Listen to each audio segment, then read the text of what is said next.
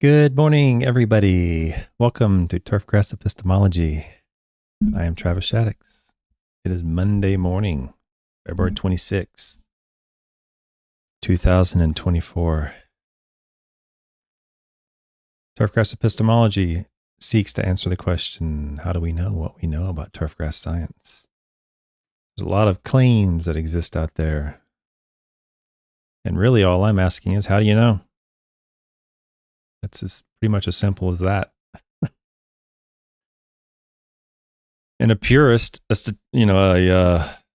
strict purist, solipsist, would say, we don't know.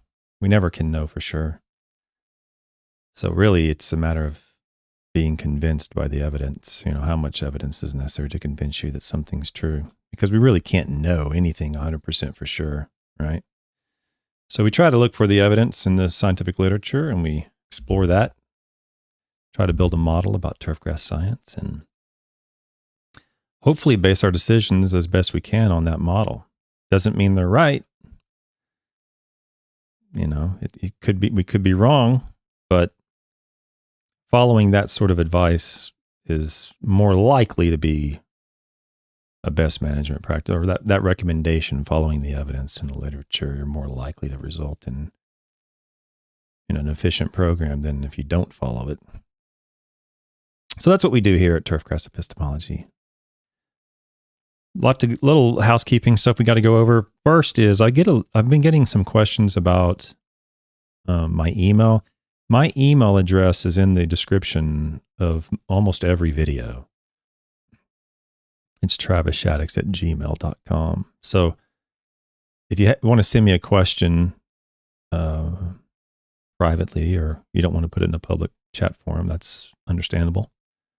Just send it to me at TravisShaddox@gmail.com and look in the description of the video. It should be, I think it's in every video. Well, any of the last several months I've put it in every video.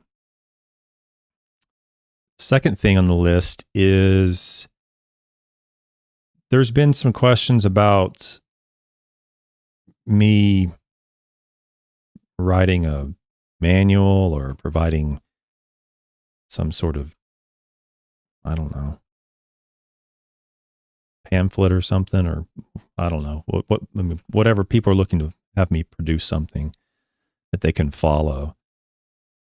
And, I'm happy to do that, but I'd have to charge for that. In reality, they already exist anyway. So I'd feel awkward charging for something that already exists. You can go get it for free.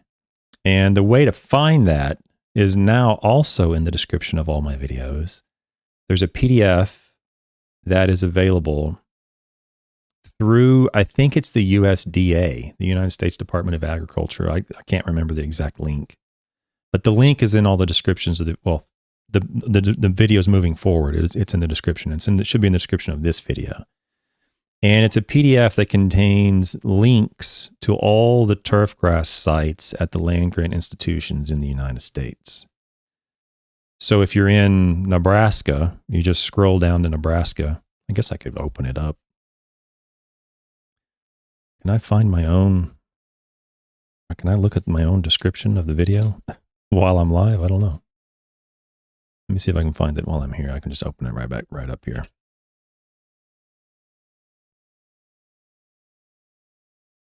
Maybe just kind of walk you through it so everybody's on the same page here.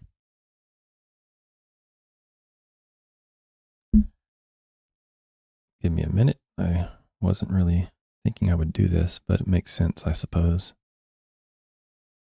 Yeah, here it is. So I'm going to open this up.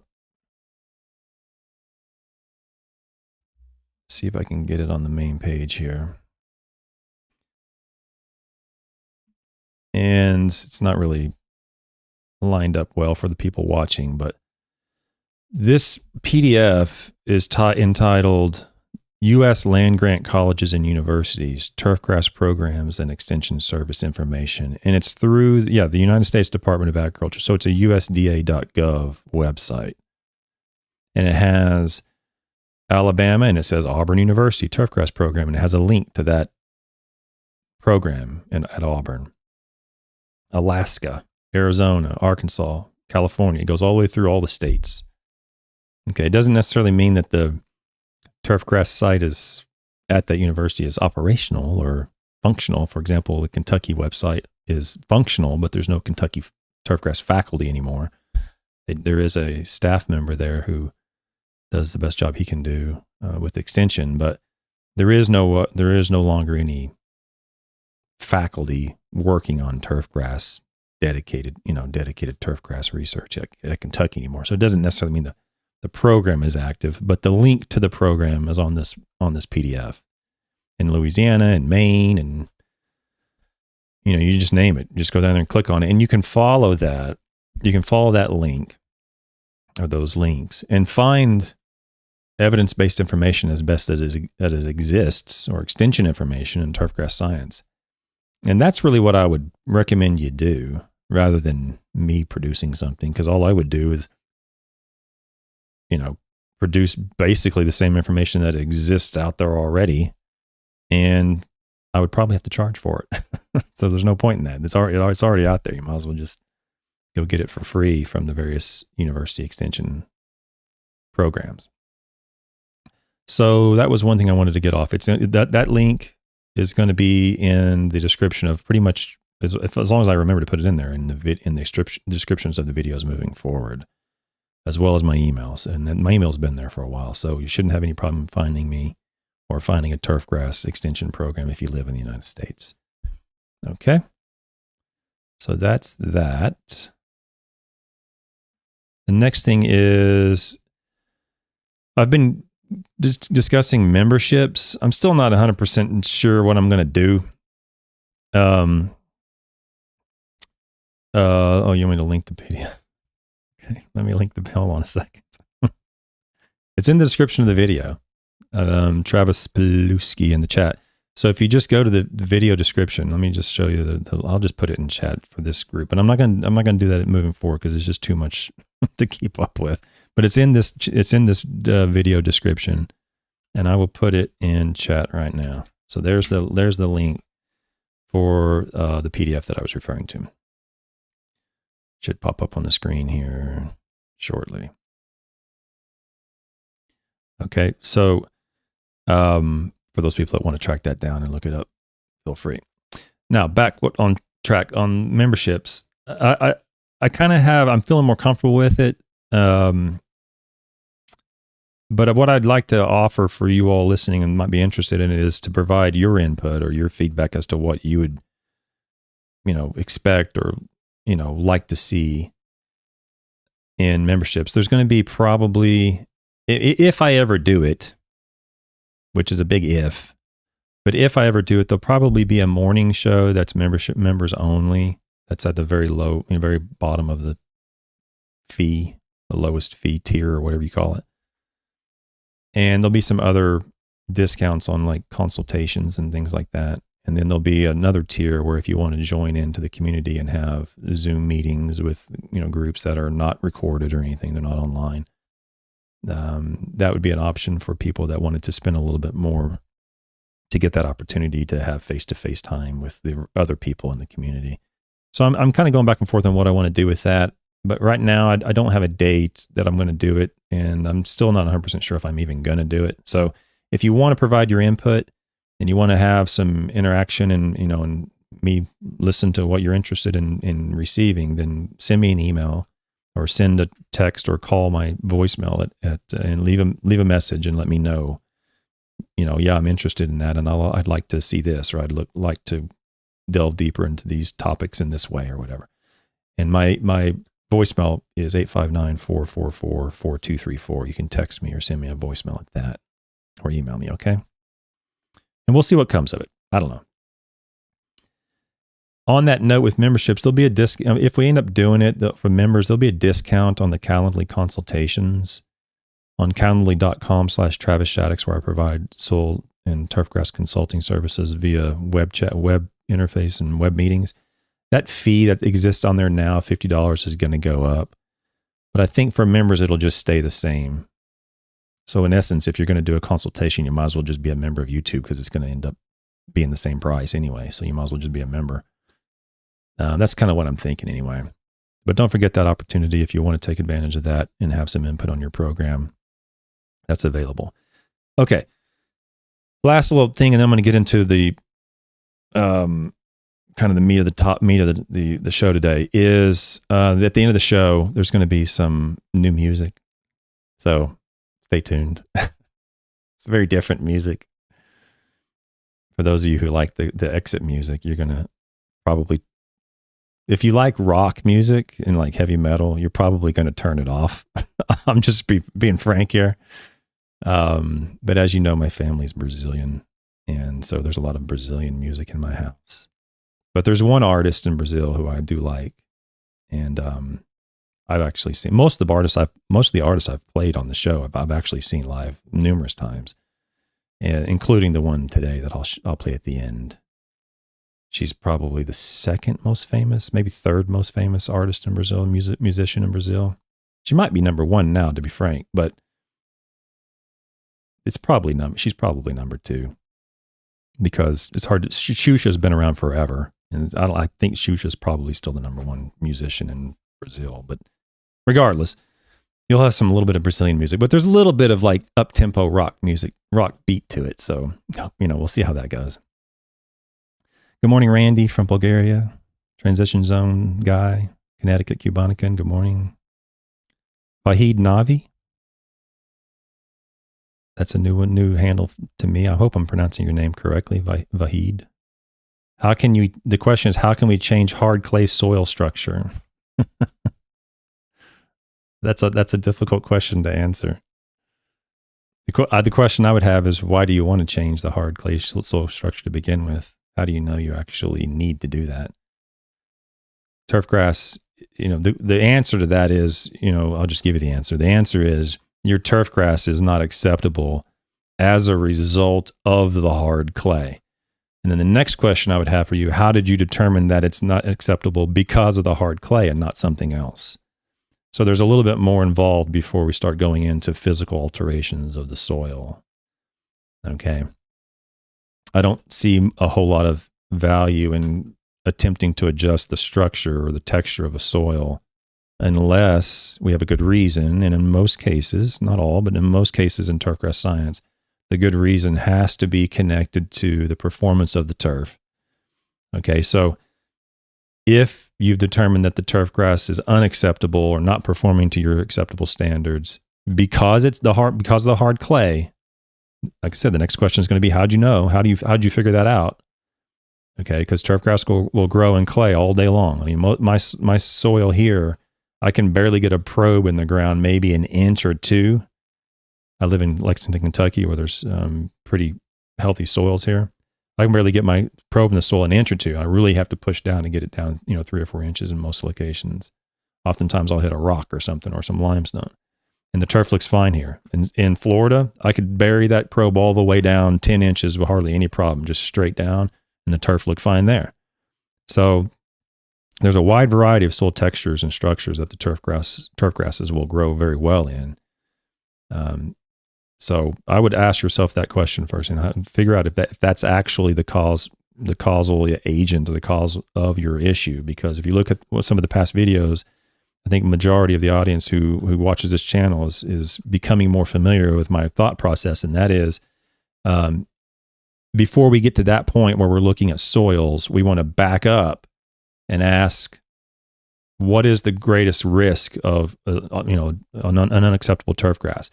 The greatest risk is probably water first, and then light, and then temperature, and then pests or damage, and then soil. Usually at the very end is soil.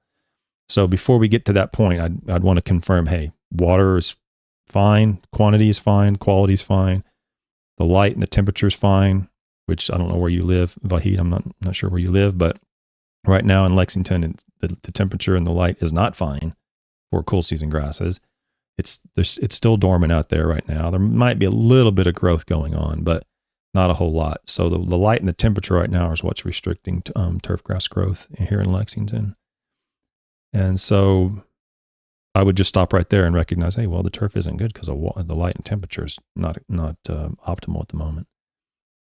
But in the optimal time of the year, say September, October here, If it's not growing well, that would be a good time to diagnose whether or not you actually have a soil issue, because the water's probably fine, the light's probably fine, the temperature's probably fine, the injury's probably, well, if you checked it off and the injury was fine, then we start looking at soil issues. And if it is that, then we can have another conversation of how you adjust hard clay soil. But I will say this, Vahid, is that it's very common to have that concern. Homeowners and lawn care operators and superintendents and sport turf managers, it's very common to have that concern. But I will say that it's not near as common to actually have that be the problem. Compacted clay soils are not near as common as you might think. Obviously, if you're having cart traffic and you're having football players and soccer players coming on and off the field at the same spot and all that stuff, that's another issue where you actually do have traffic compaction. But whether or not it's your turfgrass is unacceptable simply because it has hard clay, or your perception is that it has hard clay, it may or may not actually be that. It would require a little bit more investigation before I went too far down that road, especially if it costs money to do it. Brady 419, good morning. Andrew Burris. You didn't miss anything so far. Just going over some housekeeping items.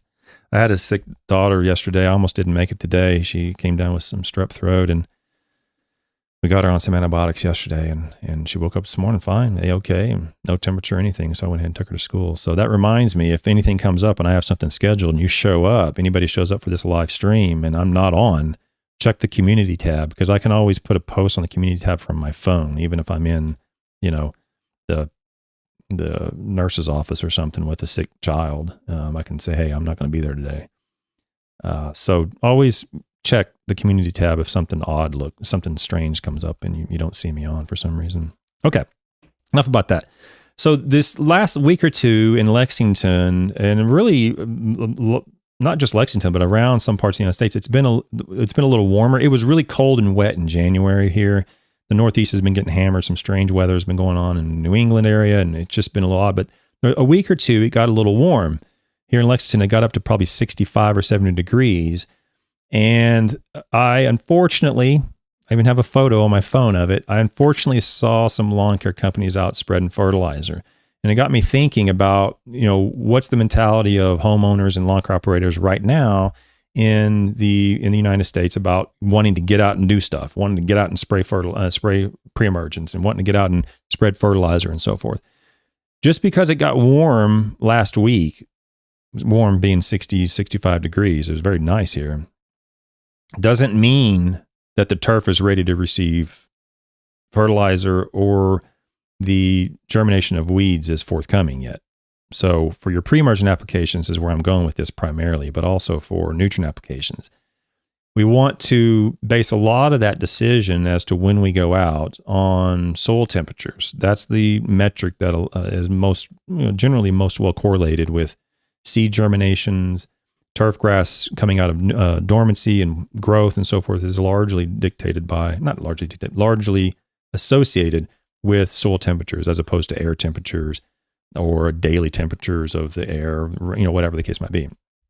So I wanted to show you guys what I do whenever I'm, feeling like, oh, is it time to get out there yet? I don't know. Have I mowed it yet? And I haven't mowed it yet. Well, maybe I should wait. Some people use other indicator species of plants, which there's documentation on, like tulips and daffodils and, red buds and all sorts of different plants that tend to come out and start growing at a certain time of year. And there are some actual papers that's showing that when these indicator species begin to change, is you should expect to see this in weed germination or turfgrass growth and so forth. Those sorts of things, there is some validity to that. But what I want to show is where you go find soil temperatures. You say, okay, Travis, soil temperature should be 55 degrees or 50 degrees before we really start spending some serious time. Okay, now we need to get out there and start spraying stuff and spreading stuff. And then, but how do you go find that? Some people may not even know how to go find what the soil temperature is right now. And more importantly than that, what historically has been the date where soil temperature goes up above 55 degrees in your specific area. So I wanted to go over that real briefly. So if you go to the internet and you just Google like National Soil Temperature Database or National Historical Soil Temperatures, you're going to come up with a lot of options to pick from. There's in the United States, there's a series of weather stations all over the nation. Thousands of these, literally thousands of weather stations that the states and the federal government have access to that they, pull data from. For example, in Kentucky, there's a network called the Mesonet. In Florida, there's the FAWN, which is the Florida Area Weather Network. There's one in Oklahoma. There's one in North Dakota. They're all over the place.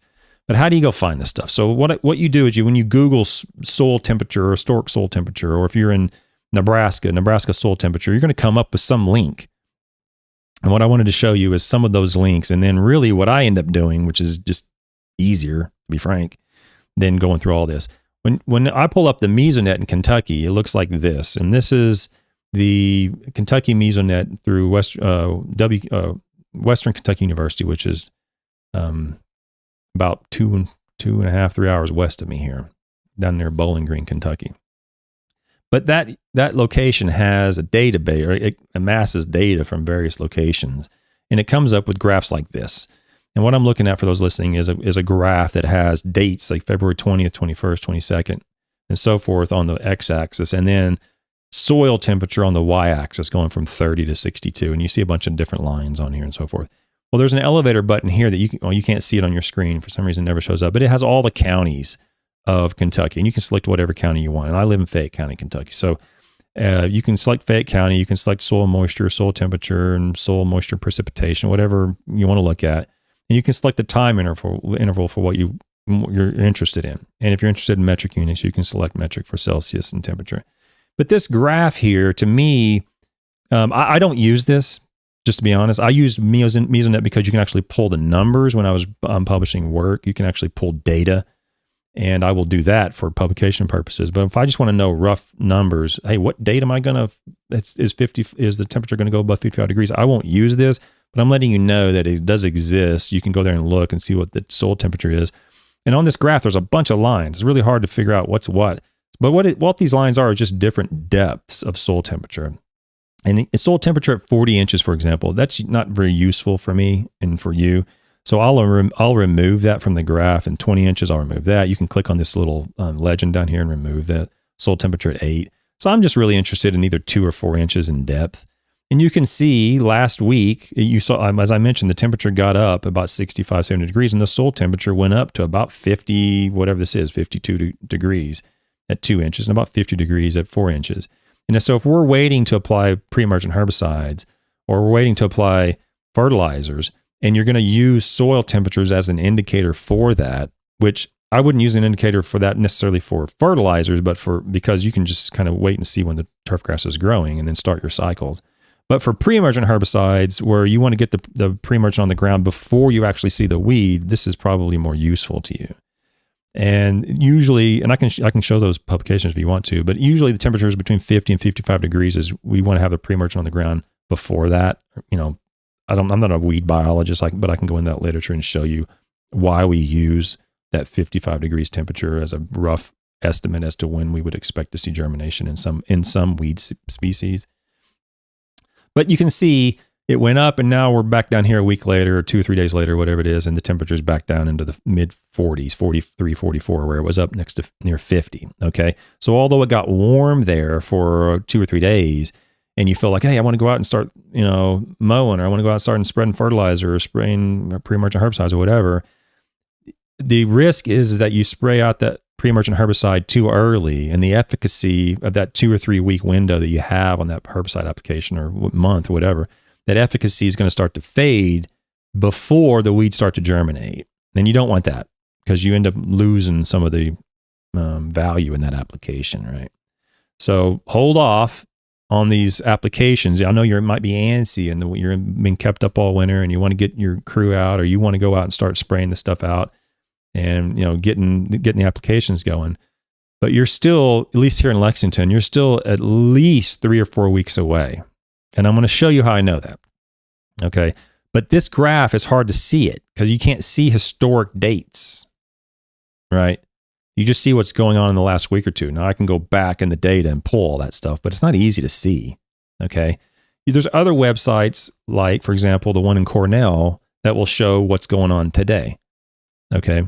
So they have soil temperature here and growing degree days and all sorts of information, dandelion recommendations and so forth. But you can see through Cornell, basically the entire Northeast United States, all the way up into Maine, down into West Virginia, what happened yesterday, February 25th, 2024, in terms of the 2-inch soil temperatures.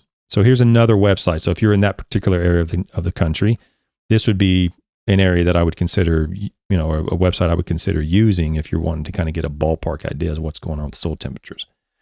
However, one of the more useful ones, as is usually the case with stuff online, is Purdue. Okay. Purdue, for some reason, has got it figured out where the rest of us, I don't know, we're lollygagging around and we haven't quite figured out how to do it right. So we need to follow what Purdue's doing, apparently. But Purdue has a website, and the title is, actually, I'll put this in chat so everybody has it if you're interested. The website is mrcc.purdue.edu. And it's MRCC stands for Midwestern Regional Climate Center. Hang on one second. Let me see here. Yeah. Okay. Make sure we're good here. Okay.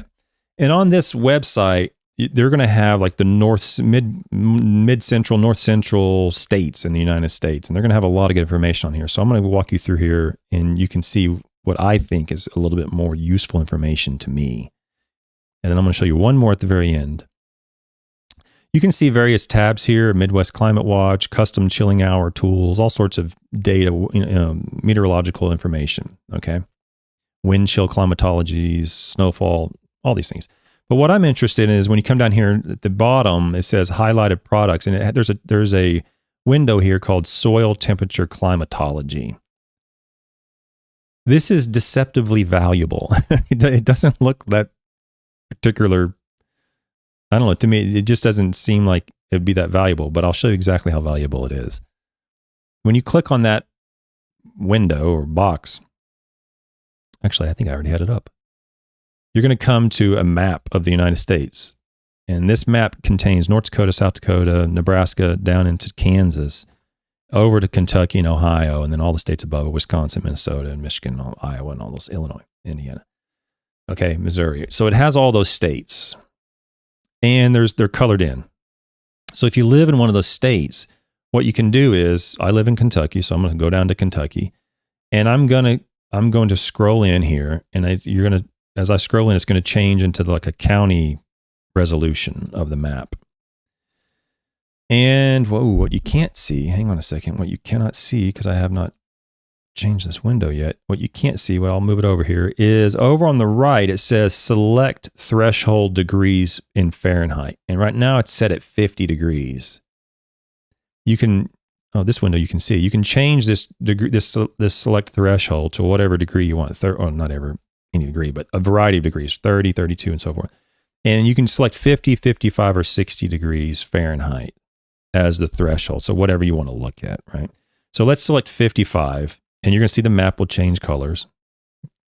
And it's changed colors. And so now I'll adjust this window back again so you can see a little bit clearer. I'm gonna zoom in a little closer here to where I am in Lexington to give you an idea as to the value of this particular tool. So, bravo, Purdue. If I go into Lexington, which is right here, you can kind of make it out a little bit here, Lexington, Kentucky, and you hover your mouse over it, there's going to be a little pop-up window. And that pop-up window has 5 variables or 5 dates. The earliest date is April 17th. The early date is April 23rd. The average date, it has the late date and the latest date. And that's the date in that particular area where the soil temperature exceeded 55 degrees Fahrenheit. So the earliest date was April 17th. Then they have early date would be April 23rd. And then the average date would be the 1st of May, basically. Okay, the 1st of May in that particular area is where this Purdue website is saying has historically been on, and I don't know how many years they're averaging this over.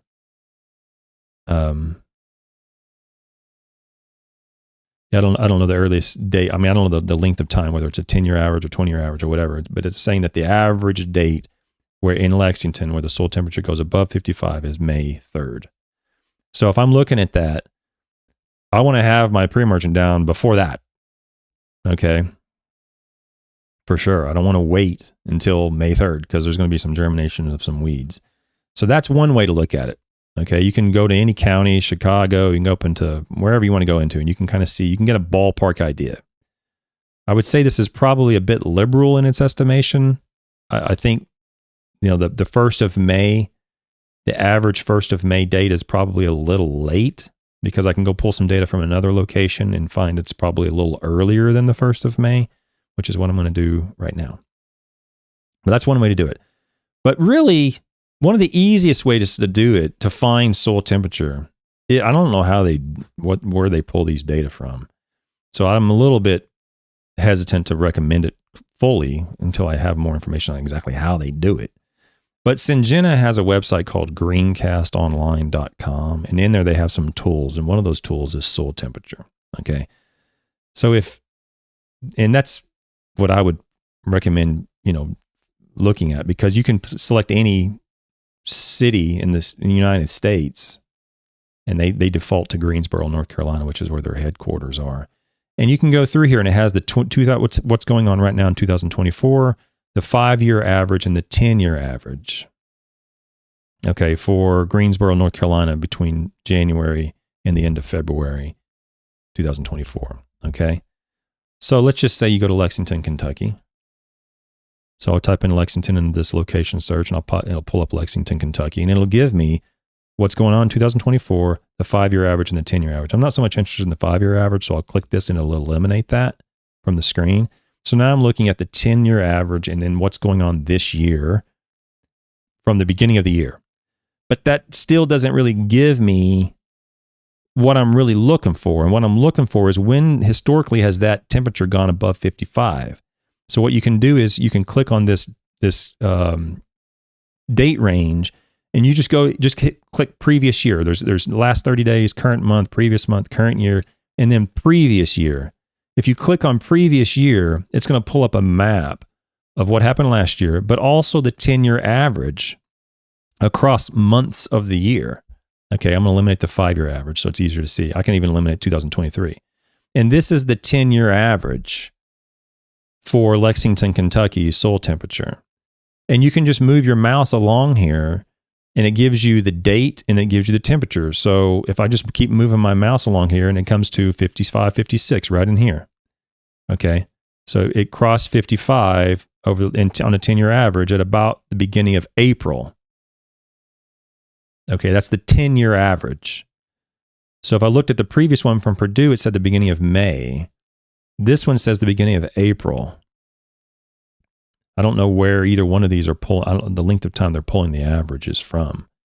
But you can see after, on this Syngenta website, you'll see after, say, the 1st of April, the temperature remains above 55 degrees all the way until probably looks like November 1, around the 1st of November. So, assuming that they're pulling these data from valid sources, I would tend to rely upon this particular. I don't endorse Syngenta. I don't get paid by them, but I like the way this is because it's very easy to see. You can move your mouse. You can see the temperatures. You can see the dates. You can see when it goes above a threshold temperature. You don't need to know 50 degrees or 20 degrees or whatever. You can just move your mouse and it'll tell you the degree it is on average at that month for the last 10 years. Okay. So I use that if I'm looking, hey, what is the temperature? What's the historic? When has it historically gone above 55? Well, it looks like the beginning of April. So if that's the case, then I'd want to go out before then, a little bit before then, to get my pre-emergence out. And it's probably going to be about the same time, maybe a little bit early. It depends on what's going on with the grass that time of year in terms of growth, but I want to make sure my fertilizer's out too. So you can use that if you want to use that. Or there's another option. You can do really was what I would, the most simple homeowner way to do it lawn care operator way to do it. It's more generalized.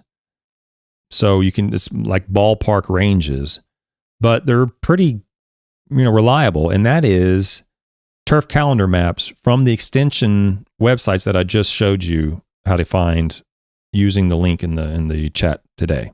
Okay. And then the link in this video, there's a link to all the extension websites. And most extension offices and turf extension programs will have a turf care calendar. This is the one for Kentucky. Okay. And I can't mark on this. I didn't know that. Okay. But on this PDF, which is AGR 55, written by Dr. Munshaw, you're going to see management practices, and you're going to see each month of the year, and you're going to see the best time to do the action and the second best time to perform the action. So, for example, for pre-emergent herbicides, if I'm looking to apply a pre-emergent herbicide for my grassy weeds in Lexington, Kentucky, or in Kentucky, I'm going to be looking at doing that between March and April. Now, remember, I said the one website said that the temperature went above 55 the 1st of May. Another one said it was the 1st of April. So, we'll have to, if you really want to know for sure, you're going to have to pull the temperature from the nearest available weather station and pull the historic data, which I've done numerous times, but you can pull it all up, the actual data, do an average over the last 10 to 20 years and see when the average is at that specific location, and then see what it is today. And you can kind of see historically at your location. So when you're dealing with the entire state of Kentucky, it might be the 1st of April, it might be the 1st of May when it goes above 55 degrees. If you're in Western Kentucky, it's probably earlier. If you're in Eastern Kentucky, it's probably later. But this calendar has the months of March and April colored in green as the best time to apply your pre-emergent herbicide applications in the spring. So there's a reason why that exists in March and April, is because we understand that, or Dr. Munshaw understood, that weed seeds tend to germinate at this temperature, and we knew historic data that included those temperatures, and we want to get the pre-emergent herbicides out a little bit before that, okay? Notice the nitrogen fertilizer application recommendations are also around that same time, March and April, but it's a secondary best time that he listed here, which I would agree with. Generally, the better time is in September and October. Okay, so those are a few ways that I would, whoops, I'm not even on here. Let me back up. I'm sorry, I get confused on what I'm doing. But the pre-emergent herbicide applications are here. But the guys that were watching were thinking I'm crazy. I wasn't on the screen. But the March and April for the pre-emergent herbicides for this area. So go to Purdue, or go to Ohio State, or go to Wisconsin, or go to UMass, or go to University of Tennessee or Florida, whatever. And generally, they're going to have similar calendars like this. And if you want basic, general information as to when you can consider applying these particular products, these are, decent ways to do that. So it's the end of February. It's coming at the end of February, and it got warm, and you might want to go out and apply pre-emergent herbicides. But what this is saying is you want to hold on. Wait a second. You want to apply fertilizers. There's a fertilizer application right around the corner that it must have happened on Friday, because I went out on Saturday and you could see the prills still on the turf. It hadn't even dissolved yet. And it was in February. That's a bit early. Just because it got warm last week doesn't mean you should go out and start throwing fertilizer out, because that grass is still sitting there doing nothing. And it's going to continue to sit there really doing nothing for another 2 or 3 weeks, maybe 4 weeks, before it really starts to wake up. Okay? So that's all I wanted to go over on that. Now, let's get into the article, and I'm going to try to keep this to an hour. I'm trying my best to keep this, these shows to an hour. Last week, we had been going over nitrogen for a couple of weeks, and last week we went over nitrogen stabilized products, urea that contains a couple of additives that either reduce urea hydrolysis and therefore reduce volatilization, or reduce the conversion of ammonium to nitrate. So it's a nitrification inhibitor. And we found through the literature that the literature is full of information about these products in the world of turfgrass management, and there's very little evidence at all to warrant the inclusion. In fact, one of the articles said there is no valid reason to include it. It doesn't warrant the use of these MBPT and DCD type products the nitrogen stabilized products in turf management. There's just not usually a concomitant increase in turf quality, turf greening, longevity of that compared to urea. We just don't see a benefit to these nitrogen stabilized products, hardly at all. And then what I was trying to make the message clear is that even if by chance you do see a response greater than urea, the cost of that response is substantially higher than urea. It's not 5 or 10 or 15% greater. It's usually double the cost of urea. So there's I would say a fairly unified consensus. I guess that's redundant. There's a consensus in the turfgrass science community that these stabilized nitrogen sources are of very little value in turfgrass management. And one of the reasons why is because in many cases, we can control water at a greater level than in ag, where those products might be valuable to ag. They're not really valuable to in turfgrass management, generally because we are able to control the water better. But the question comes up, well, how much water should you apply? Right? How do you know how much water you should apply? You hear these numbers floating around all the time. You should apply 0.1 inch of water or 0.2 inches of water after you fertilize with urea. Well, how do you know it's 0.1 inches or 0.2 inches? Or why isn't it 0.8 inches or 1 inch? How do you know these things? That's epistemology. That's an epistemological question. So the paper today is going to address that exact question. The title of today's paper is Reducing Ammonia Volatilization from Kentucky Bluegrass Turf by Irrigation. It is published by Bowman, Paul, Davis, and Nelson. Nelson was at the University of Saskatchewan, where the other authors were at the University of California in Davis. I thought Dan Bowman was somewhere else, but I guess he was at UC Davis when he wrote this. And it was published in Hort Science in 1987. So this is a free article. You can go download it right now for free and read the whole thing. It's very short, very easy to follow. Okay? So let's get into it. Volatilization of ammonia following urea fertilization of turf can be substantial and may contribute to reduced plant responses. And he has a few citations for that. Volatile losses of 39% and 31% of urea nitrogen applied to Kentucky bluegrass have been reported. Similar losses of 52 and 30% were measured from urea applied to warm season grasses. And so I may go over these papers at some point. Various practices have been recommended to reduce ammonia volatilization from urea, including surface banding and injecting fertilizer, applying urea to dry or cold soils, mixing fertilizer salts with urea, and watering urea into the soil. There's a variety of references he has here. Irrigation for rainfall following urea. I think that's a typo. I think it should say irrigation or rainfall following urea application should decrease volatilization since it positions the urea in a zone with lower evaporation, a lower urease activity, and higher cation exchange capacity than the surface zone, and it minimizes the locally high concentrations of ammonia and ammonium.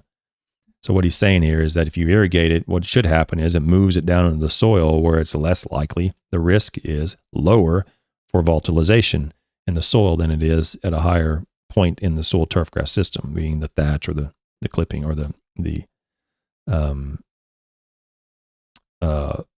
leaves or stems. Okay. The amounts of irrigation reported to reduce volatile loss from agricultural soils varies from 0.5 to so like a third of an inch to 1 inch of water. For turf systems, however, there is little information on the minimum amount of irrigation or rainfall required to reduce ammonia volatilization following urea. Remember, this was 1987.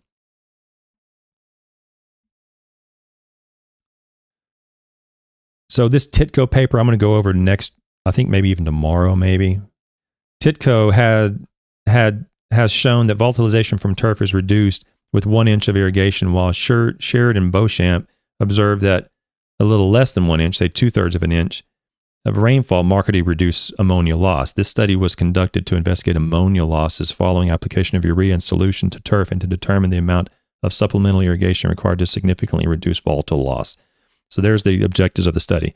You're going to see in this the depth of irrigation following urea, and you're also going to see a component in here where the carrier volume, when they applied the urea, they applied it in two different carrier volumes. One was 0.02 inches of water and 0.08 inches of water. I know you're going to ask me, what is that in gallons per acre? I don't know. You can do those calculation online. You can figure that out.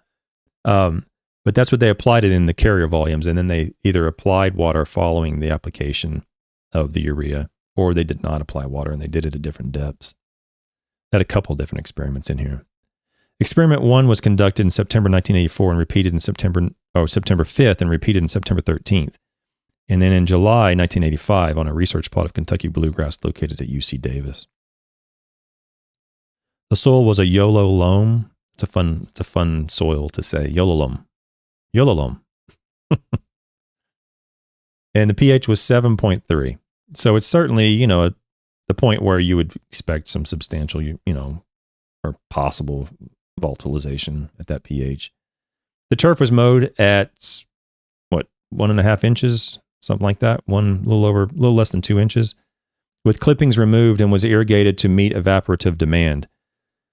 So this happens a lot in research, and I don't think it's necessarily exactly representative of reality, where in research we have to control as much as we can, and one of the major influential factors is irrigation.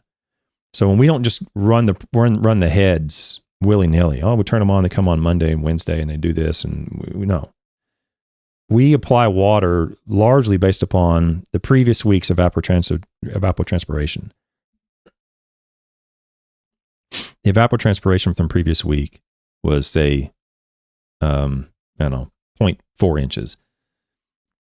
The next week, rainfall and irrigation combined will try to hit like 80% of that, something like that, 70% of that. And so we're constantly controlling water as best we can. Whereas in reality, I think the homeowner just has the water running, whatever they're running.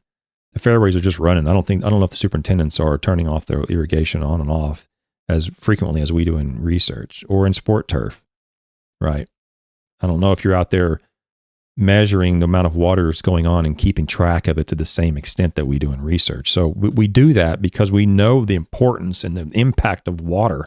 Applying too much water is going to cause a problem. Applying too little water is going to result in a problem. So we do this based upon evaporative demand, and it's usually pretty tight. We're adjusting water daily or every other day on many of these studies. I don't know necessarily if that's the case in reality. So keep in mind, there's a reason why we do that. It's because it's incredibly influential on growth of the plant, the water. So where you can, spend effort with water first. And that goes back to my pyramid. Anyway, nitrogen was applied at 4 pounds of 200 kilograms of ammonium sulfate. Okay, so 4 pounds of N as ammonium sulfate per year in 4 split applications. So they applied 4 1-pound applications of ammonium sulfate. Thatch was about a little less than about 2/3 of an inch thick at the time of the experiment. The reason that's important is because a lot of urease exists in thatch, and they're going to show that a little bit in here. They separated it out. The turf was mowed and irrigated with about a little less than 2 inches of water 24 hours prior to fertilization. That's a lot of water. 4 centimeters, so it's inch and 2/3. 24 hours prior to fertilization. I'm going to come back to these graphs. Don't worry about it. 1 pound of nitrogen as urea were applied at 9 a.m. in 2 liters of solution to turf plots of 1 square meter, equivalent to 0.2 centimeter depth of solution, which 0.2 centimeters depth is 0.08 gallons. Or I'm sorry, 0.08 inches. So that's going to be the high carrier volume. They're going to do another one at a lower carrier volume.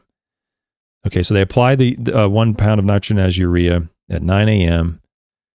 Within 5 minutes of fertilization, plots were irrigated with either 0, 0.2 inches, 0.4 inches, 0.6 inches, or 0.8 inches. That ain't right. Hang on a second, that ain't right. I messed up. I completely messed that up.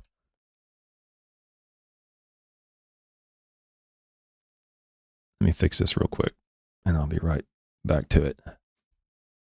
Okay, so my notes are backwards here, but I will fix it. At least I caught it, right? So that's 0.4.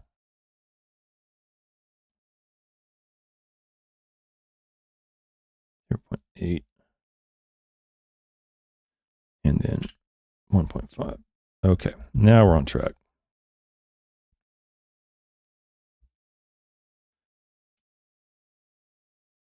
Okay, sorry for you guys. I usually had that right, but I messed that one up. Okay, so back on track. So the plots were irrigated with either 0, 0.2 inches, 0.4 inches, 0.8 inches, or 1.5 inches of deionized water applied with a sprayer at a rate of, well, don't worry about that.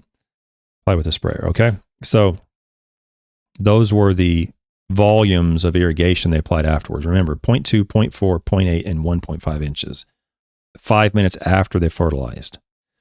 Trapping of ammonia commenced the first hour after fertilization with a sampling time of 15 minutes per hour. So they went out after they fertilized, and every 15 minutes they started measuring commenced within the first hour. So within the first hour, they started measuring ammonia volatilization every 15 minutes. Ammonia volatilization is expressed as a percent of applied N corrected for controls. That was experiment 1. Now, experiment 2 has the 2 different carrier volumes. Experiment 2 was conducted on October 10th and repeated on October 25th in 84.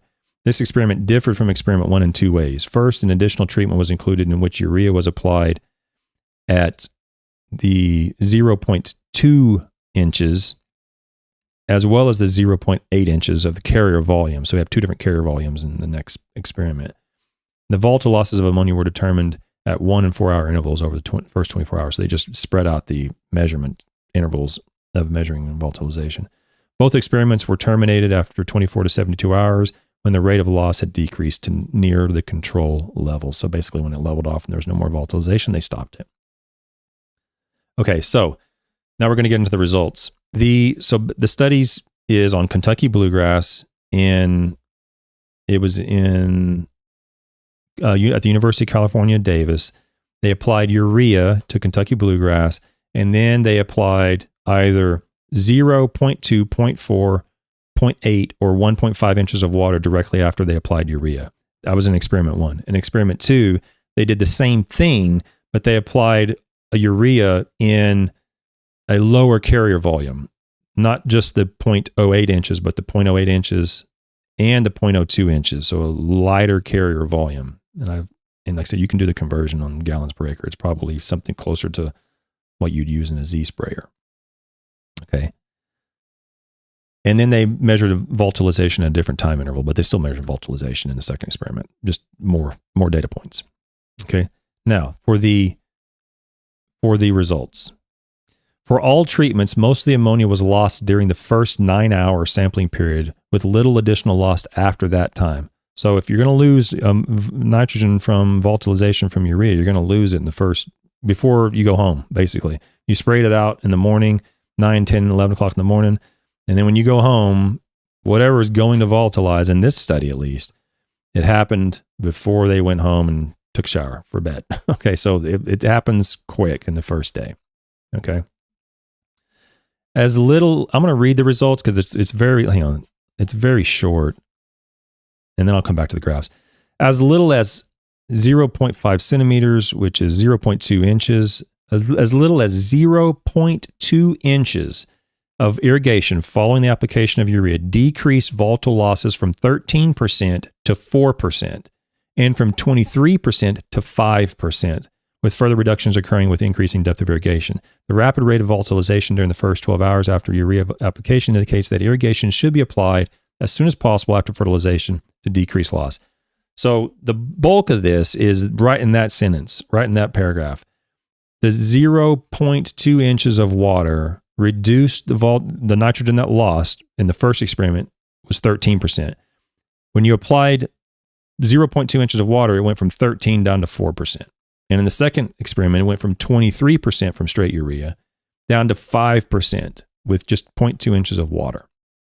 It doesn't take that much. You just got to get some water on there, and that'll help reduce it from urea. Now, I'm going to talk tomorrow probably about different nitrogen sources, like what happens if I can't irrigate? Well, there's another nitrogen source that there's very little volatilization compared to urea, and we'll talk about that tomorrow. Okay, loss was maximum with an application volume of 0.2 centimeters, which was they keep changing. There's a typo in this again. Yeah, man, there's another typo in this thing.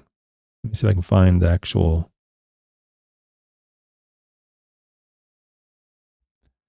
That throws me off when there's a little typo, especially when it's on a number. I once had a typo on a table I published in a document that moved the decimal place over one.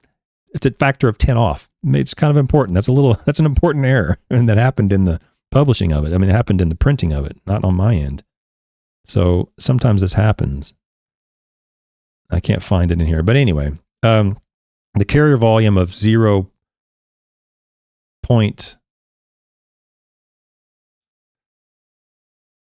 I can't see that. So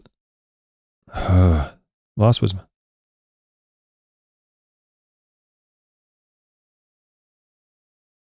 Hang on. That's just a typo and it's confusing me. I'm just going to read the graphs and I'll come back to those last couple of green things. Okay, let's look at the graph. There's 2 or 3 graphs in here. I'll see if I can get them all on the screen here. So this graph here is the cumulative ammonia volatilization as a percent of applied nitrogen. And for those listening, it's time after application in hours on the x-axis and then volatilized as a percent of applied on the y-axis. And if you just apply straight urea and don't water it in this particular study, the graph goes up to about 11% in the first 7 or 8 hours. And then it starts to level off. So, at 7, 8, 9 hours, it really goes up to about 11%. And then it levels off here to about 12, 13%. So the majority of it all was gone in the first day. Okay.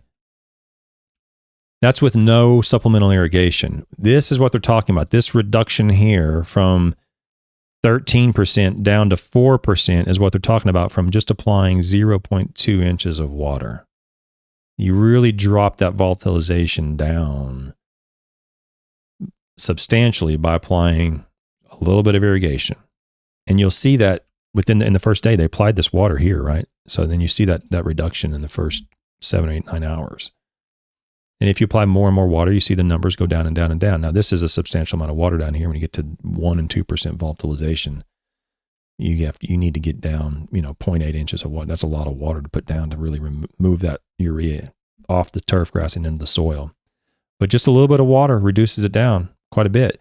And if you noticed from the previous conversations with Dr. Christians, myself, I think even Dr. Soldat mentioned it, where if you're going to be using these urease inhibitors to reduce volatilization and you're going to water them in, you're going to, you don't need to apply it anyway. And this is why we have that. This is why I have, not speaking for them, this is why I have that opinion. If you don't water in the urease inhibitors, their efficacy is not as great. You're going to have less of an effect if you don't water them in. But if you do water them in, you just water in urea, you're going to see this reduction anyway. So what's the point? You're going to spend double for a nitrogen stabilizer that you're going to water in and get the same effect if you just water in straight urea without it. So that's how I know what I know about that. These sorts of data. And you'll see this very consistently in the literature where you'll see a great reduction in volatilization simply by applying a little bit of water. Okay, so that's figure 1. When you go to figure 2, which is the next experiment, where they had 2 different carrier volumes, but they also had applied the same volume of irrigation afterwards, you're going to see that the carrier volume, the lighter carrier volume, which is A, this lighter, let's see, looks like the cumulative ammonium volatilization as a percentage of urea applied at 1 pound. The urea was applied at 0.5 without supplemental irrigation. So this one right here, A, is without supplemental irrigation at the low carrier volume. And the next B is at the higher carrier volume. So I guess the volatilization goes up at a higher carrier volume on this particular study. I don't know if that's a typo again or not. There's been a couple typos in here, but I'm going to go with it. Then say that the lower carrier volume resulted in less volatilization in this particular study. It went from about 22 or 23% down to about 16%. And then you apply a little bit of water. When you apply a little bit of water, you're going from this top line, which is no water, all the way down here. You apply that same volume, that 0.2 inches of water, and you get this reduction from 23 or 4% down to like 6 or 7. Okay. You see a tremendous reduction simply by applying a little bit of water. That's it. Okay. So if you want to spend twice as much money for your urea by using a nitrogen stabilizer and you're going to water it in my opinion, you just wasted all of that money because you're not going to see any difference between doing that and just watering in straight urea. You just water in straight urea and you'll see the reduction already. Okay. We're going to talk about how that happens. They did discuss a little bit about why they saw what they saw in the next table down here. I'm just going to show these in table. I'm not going to read the results. I know I said I was going to do that, but I'm not going to do that. Sometimes it's just better just to read these things. If I can get it on the page here. So why is moving the urea down off the leaves, out of the thatch into the soil, why is that resulting in a reduction in volatilization is the question. And in table 2, for those listening, is the urease activity as a function of depth in the turf soil profile for Kentucky bluegrass. So for those of you who might not remember, is that urease is the enzyme that is necessary to convert urea into ammonia and then onto ammonium and so forth. And so without urease, it takes a very, very long time for that conversion to occur. With urease, it happens rather quickly. So if you're applying urea in locations where there's very high activity of urease, your risk of volatilization is higher than compared when you move the urea into a location that has low urease activity. And on this table, you'll see the urease activity in the shoots, the leaves, the sheath, the thatch, and then the top centimeter of soil. So like the top third of an inch of soil. And then the top inch, or from a third of an inch down to like 1 1/3 inches. So just the very top of the soil, and then the next, inch or so of the soil. And if you look at it on the dry weight basis, which I'm not a plant physiologist, so I don't know what the difference between dry weight of urease and the area basis. I mean, I don't know how they measure that.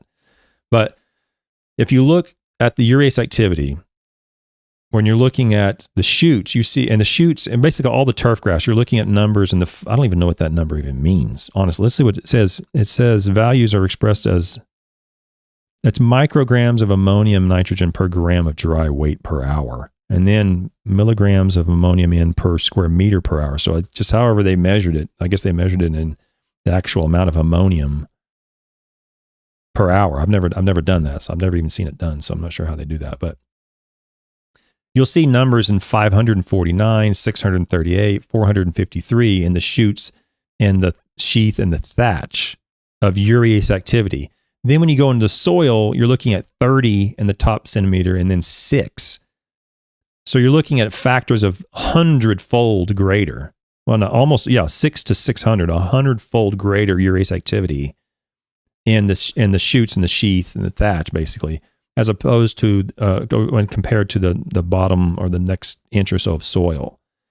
And if you look at the area basis, you'll see basically the same thing, not quite the same magnitude, but you'll see a much larger activity of urease in the shoots and the sheaths and the thatch, which is 700, 300, and 300 on an area basis, compared to 400 in the first centimeter of soil and basically 100 in the next 2 centimeters of soil.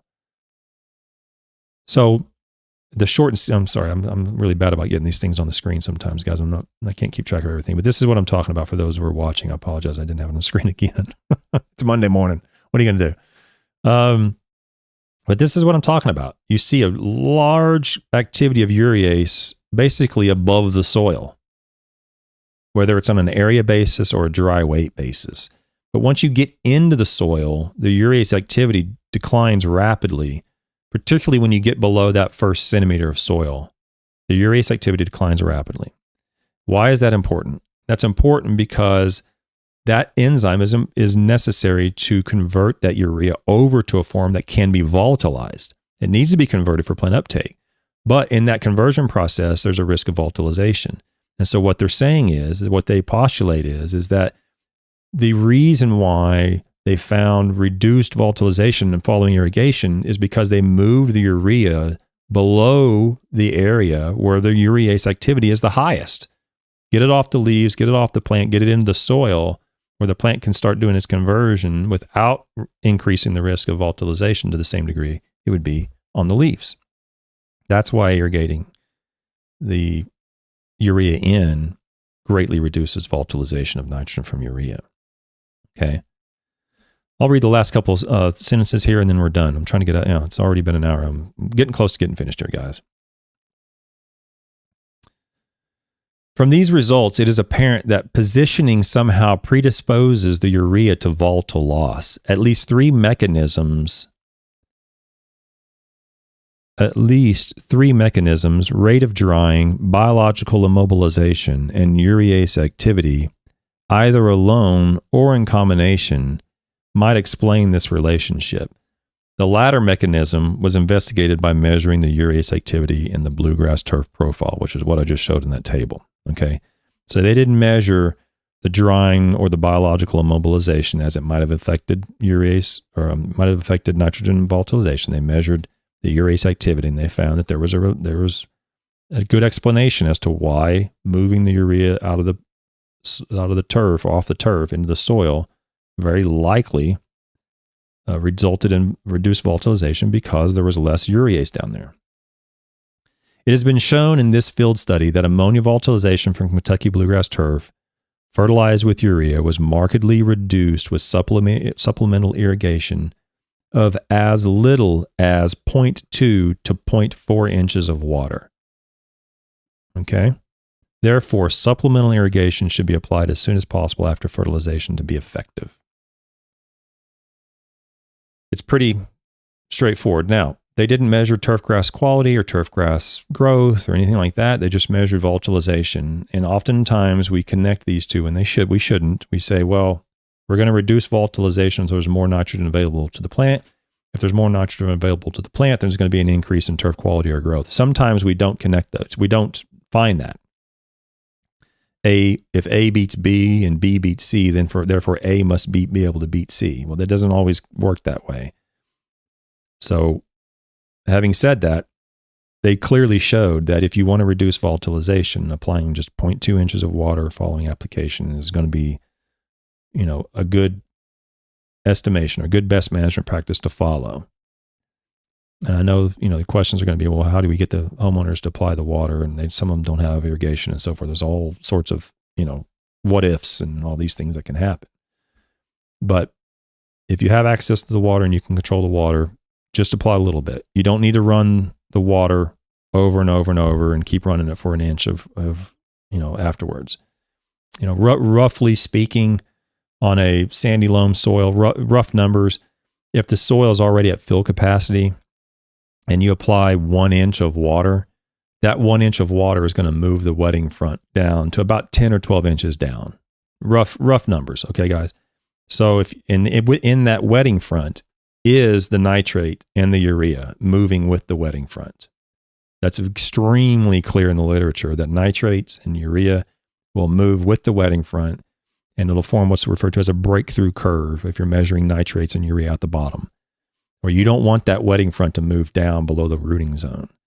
So the reason I'm saying that is, yes, irrigation afterwards will greatly reduce volatilization, but you don't need to apply a lot. Just apply, about, quarter of an inch, a little less than a quarter inch.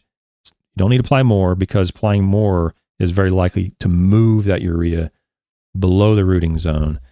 And that's the definition of leaching. Okay. We're going to go into that in great depth in the future, guys and gals. Okay. Any questions for me before I go? Adam C.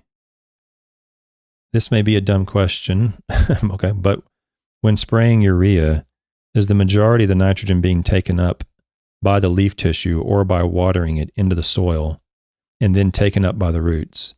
So Adam C., I tell the audience, okay, I did not plant you to ask that question, okay? That's an extremely timely question for this week.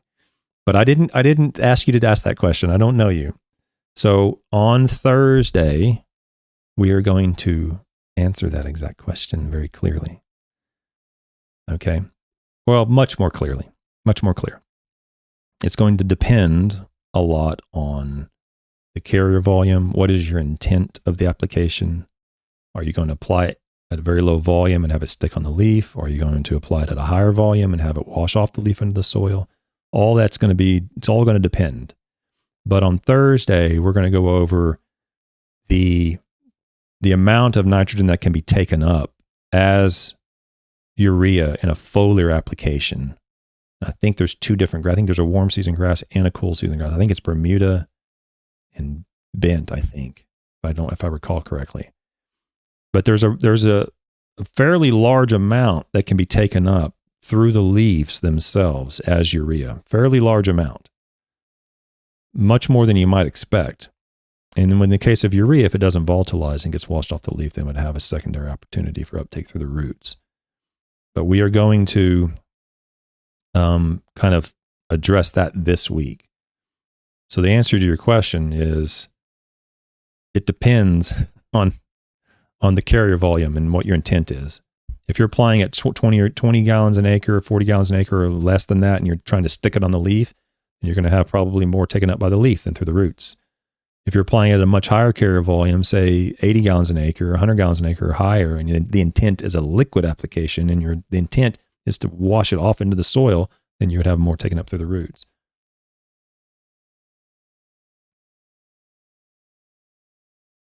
Okay, so Chad, it's funny. I mean, it's really interesting, the questions, because I'm gonna the next question is very similar.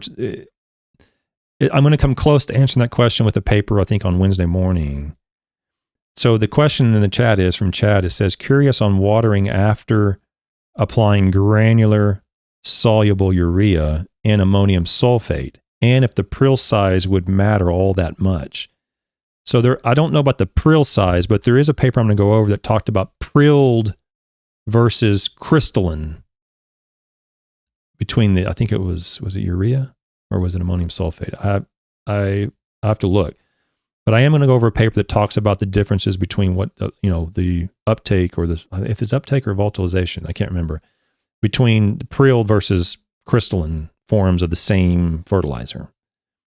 So it's not necessarily the particle size per se, but it's in that realm of the question you're asking.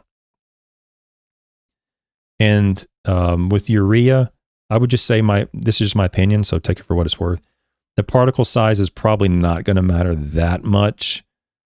You probably would see a statistical difference, but it's going to solubilize so fast anyway. If you have a particle size, say 250 or 60 SGN versus, say, 90 or less SGN, they're all going to solubilize and melt into the soil very quickly if there's any moisture.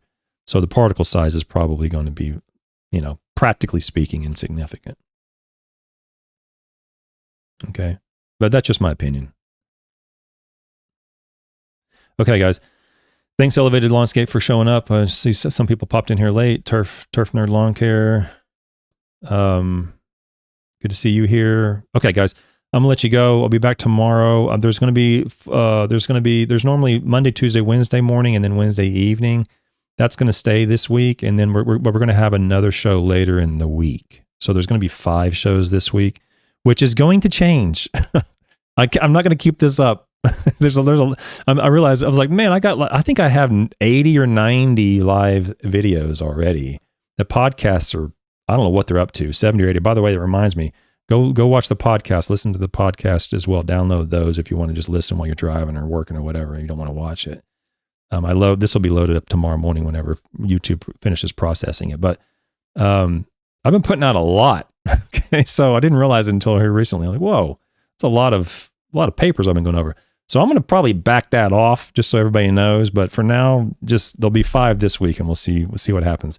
Guys, enjoy some Brazilian music as we go here. So let me know if you enjoy it or not. It probably is very different. I can almost assure you've never heard it. Be kind. I'll see you tomorrow morning. Thanks so much. Have a good week. Bye.